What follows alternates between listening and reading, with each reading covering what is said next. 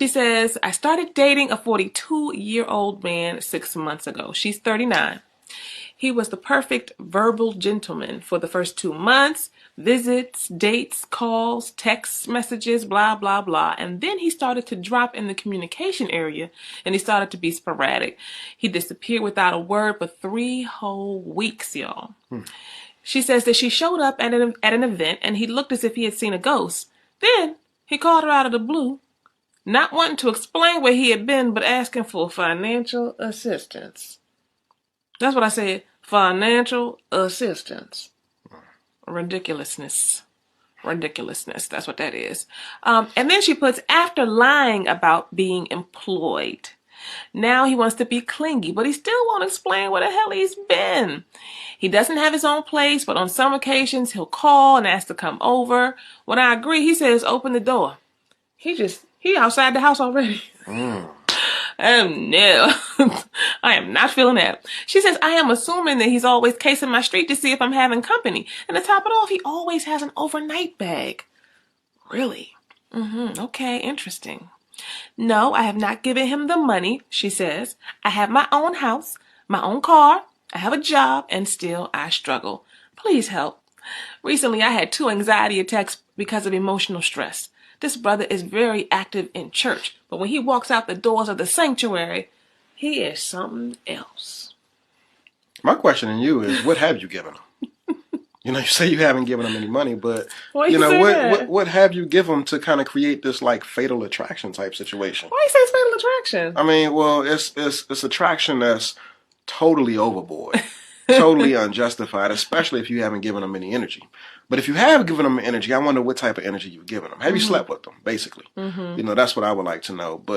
And then you say he's a totally different guy when he's inside the church, and when he steps out, he just transforms into like a parasite to somebody that's like just trying to leech onto you.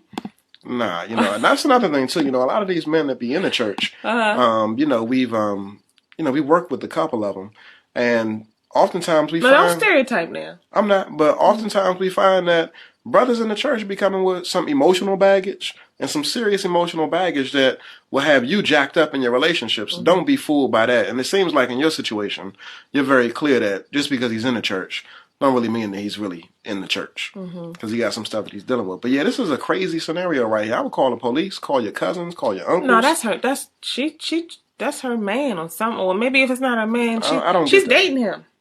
No, she's not dating him. You don't think so from the way that ran? No, she said that he disappeared for 1 or 2 months. I mean, for the first 1 or 2 months. No, he didn't. They were talking. Yeah. They were talking, and then he just evaporated. For 3 weeks. Yeah, and so once he decided to hit Earth again, he, decides that he wants to spend the night. He starts hitting her up, and he starts, acting as though like he's supposed to be spending the night and that type of thing. She said he shows up with an overnight bag, meaning that she opens the door. Why are you opening the door? She opens the door, and I bet you that bag is coming in.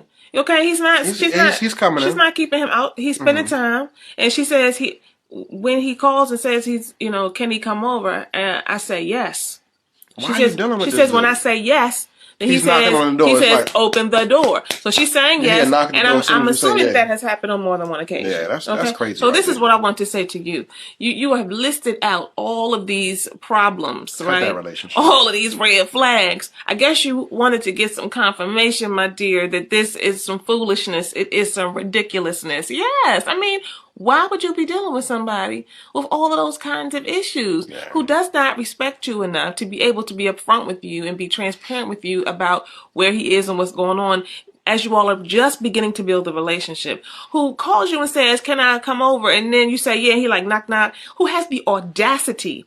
That's disrespectful to show up and then have an overnight bag. Obviously, I think my husband's on the right track. You probably done some things, you've already given it the okay. Yeah. And perhaps when he came, you're like thinking to yourself, I know how it is, like what in the hell? He came over here with an overnight bag, but you don't know how to say it. You don't know how to be said, like, you can't stay. You get on the phone with your girlfriend, like, girl, do you know he got a daggone overnight bag? Like, you have to stand up for yourself.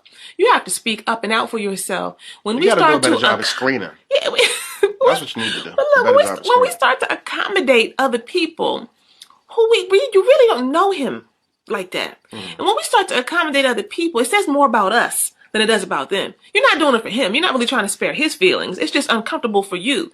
So what you do is you then put yourself to the side because you don't want to be in a situation where you say something that's like, dude, like you're lunching. DMV people, y'all know what that means. You tripping. You got me twisted. You know, I don't get down like that. You have to be able to say some things to some people sometimes, because when you don't set boundaries, when you don't have a clear sense of what's good and what's not, and you do not implement and demonstrate things in the way you roll to let people know this is who I am and this is what I stand for and this is what I'm not getting down with, then you get anything knocking at your door. You get everything at your feet. And that's where you are right now. So if you needed some confirmation, shut it down, lock the door, start over. He ain't the one. Did you really need to ask? I guess you did. But you know what? The only way you're going to get to something good is to stop playing and start pushing.